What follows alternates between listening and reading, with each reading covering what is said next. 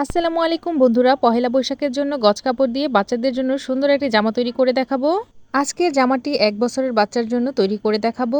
আপনারা চাইলে যে কোনো বয়সের বাচ্চার জন্য ড্রেসটি তৈরি করতে পারেন। যে কোনো বয়সের বাচ্চার জন্য ড্রেসটি তৈরি করতে মেজারমেন্ট সম্পর্কে কোনো প্রশ্ন থাকলে অবশ্যই কমেন্ট করে জেনে নেবেন। এখানে সাদা কাপড়টি থেকে আমি বডির জন্য ৭ ইঞ্চি মাপ নিয়ে কাপড়টিকে কেটে নিব। বডি পার্টের জন্য কাপড়টিকে ৪ ভাঁজ করে রাখবো। গলার চড়ার জন্য ২ ইঞ্চিতে মাপটি নিয়ে নিব।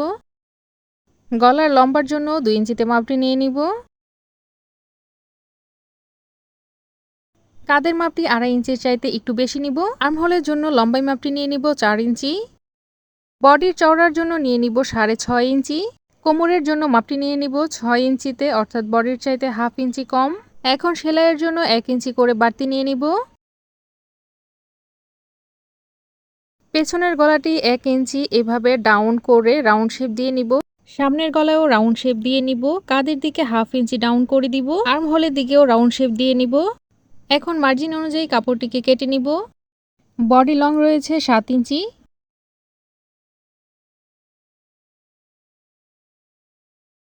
এদিকে ১/২ ইঞ্চি রাউন্ড করে কাটিং করে নিব। এখন দুটো বডি পার্ট একসাথে করে এভাবে চিহ্ন দিয়ে নিব, যাতে করে সেলাই করতে সুবিধা হয়। এখন পিছনের বডি পার্টটি সরিয়ে নিব। সামনের বডি পার্ট থেকে সামনের গলাটি কাটিং করে নিব।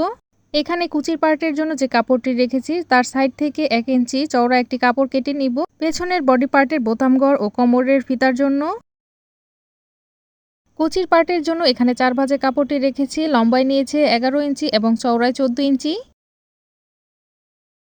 এখন মাঝ বরাবর কেটে এভাবে জয়েন্ট খুলে নিব। এতে করে দুটি কুচির পার্ট আলাদা হয়ে যাবে। এখন পিছনের পার্টটিকে নিয়ে নিব বোতামঘর তৈরি করার জন্য যে কাপড়টি নিয়েছিলাম এটিকে এভাবে মাপ দিয়ে কাটিং করে নিব। এখন বাকি কাপড় দিয়ে কোমরের জন্য বেল্ট তৈরি করে নিব। এখন লাল কাপড়টি ১.৫ ইঞ্চি চওড়া করে এভাবে ২-৩টা করে ভাঁজ দিয়ে নিয়েছি। এখন কাটিং করে নিব। নিচে কুচির পার্টে ডিজাইন তৈরি করার জন্য এই লাল কাপড়টি কাটিং করে নিচ্ছি।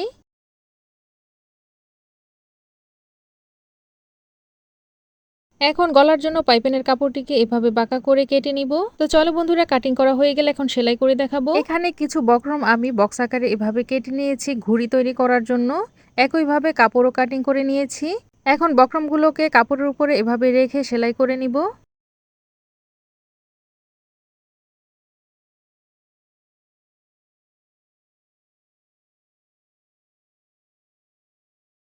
একইভাবে সবগুলো বক্রম সেলাই করে নিব। এভাবে করে ৪টি ঘুড়ি তৈরি করে নিয়েছি। এখন দুটি বডি পার্ট একসাথে করে কাঁধের সাইডটি সেলাই করে জয়েন্ট করে নিব।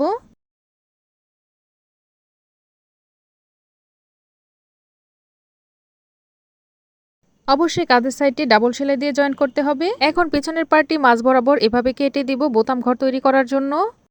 পট্টির জন্য যে কাপড়টি রেখেছি এভাবে চিকন করে দুই পাশে ভাঁজ দিয়ে নিব।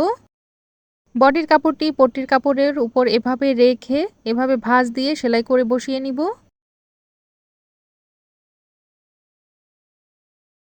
একইভাবে আরেক পাশের পট্টির কাপড়টিও জয়েন করে নিব।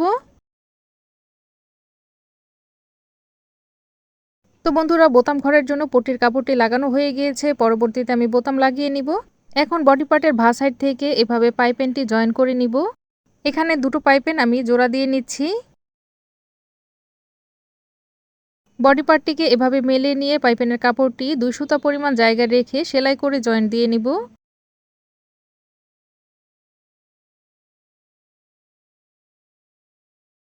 তো বন্ধুরা, আমার অন্যান্য ভিডিওতে পাইপেন কিভাবে জয়েন করতে হয় আমি দেখিয়েছি, তাই এই ভিডিওতে আর দেখাইনি। এখন বক্রম দিয়ে যে ঘুড়িগুলো তৈরি করেছিলাম সেগুলো বডি পার্টে এভাবে বসিয়ে চক দিয়ে দাগ দিয়ে নিব। তো ঘুড়িগুলো সেলাই করে বডি পার্টের সাথে একেবারে জয়েন্ট দিয়ে নিব।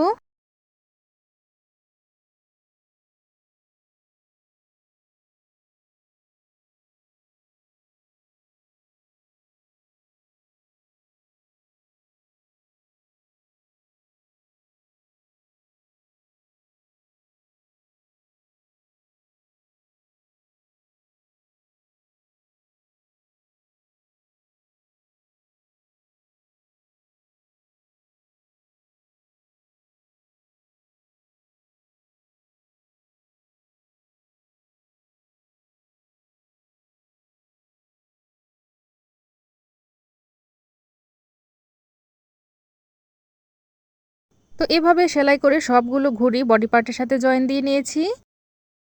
হাতাটি কুচি দিয়ে তৈরি করার জন্য এভাবে 1.5 ইঞ্চি চওড়া কাপড় নিয়ে নিয়েছি। সাইডে এভাবে চিকন করে সেলাই দিয়ে নিয়েছি। এখন কুচি দিয়ে হাতাটি বসিয়ে নিব। হাতাটি কুচি দিয়ে জয়েন করা হয়ে গেলে এভাবে কুচিটি উল্টো সাইডে এনে একটি চাপ সেলাই দিয়ে দিব, এতে করে কুচিটি ভালোভাবে সেট হয়ে যাবে। তো এই তো বন্ধুরা, এক পাশের হাতাটি তৈরি করা হয়ে গিয়েছে, একইভাবে অপর পাশের হাতাটিও জয়েন করে নিব। তো দুটো হাতাই আমি কুচি দিয়ে তৈরি করে নিয়েছি। এখন নিচের কুচির পার্টটিতে ডিজাইন তৈরি করে নিব। সেজন্য প্রথমে চিকন করে 1/2 ইঞ্চি পরিমাণ কাপড় প্রথমে একটি ভাঁজ দিয়ে নিব, এরপর আবারও আরেকটি ভাঁজ দিয়ে ডাবল ভাঁজ দিয়ে নিব।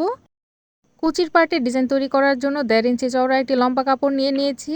এখন 1.5 ইঞ্চি পরপর একটি করে দাগ দিয়ে নিব। এভাবে করে সম্পূর্ণ কাপড়ে 1.5 ইঞ্চি পরপর চক দিয়ে দাগ দিয়ে নিব।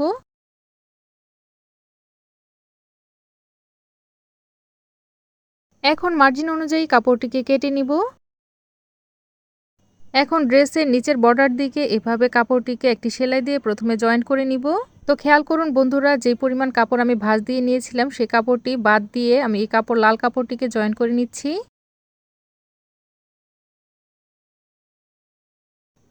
এখন এই কাপড়গুলোকে এভাবে দুপাশের থেকে ভাঁজ দিয়ে ত্রিভুজের মতো করে সেলাই করে নিব।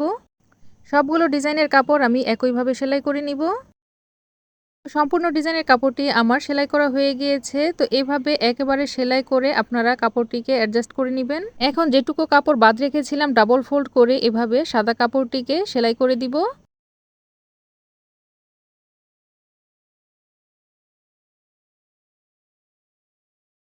একইভাবে আরেকটি কুচির পার্টও তৈরি করে নিব।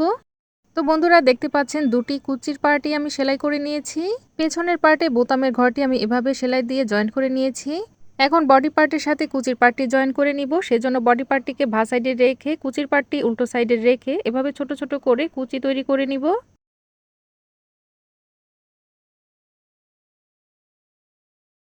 সবগুলা কুচি এভাবে দেওয়া হয়ে গেলে বডি পার্টটিকে এভাবে মেলে নিব, এর উপরে একটি চাপ সেলাই দিয়ে নিব। এতে করে কুচিটি আরো সুন্দরভাবে সেট হয়ে যাবে। একইভাবে পেছনের বডি পার্টেও কুচির পার্টটি জয়েন করে নিব। পেছনের কুচির পার্টটি জয়েন করা হয়ে গেলে একইভাবে চাপ সেলাই দিয়ে নিব।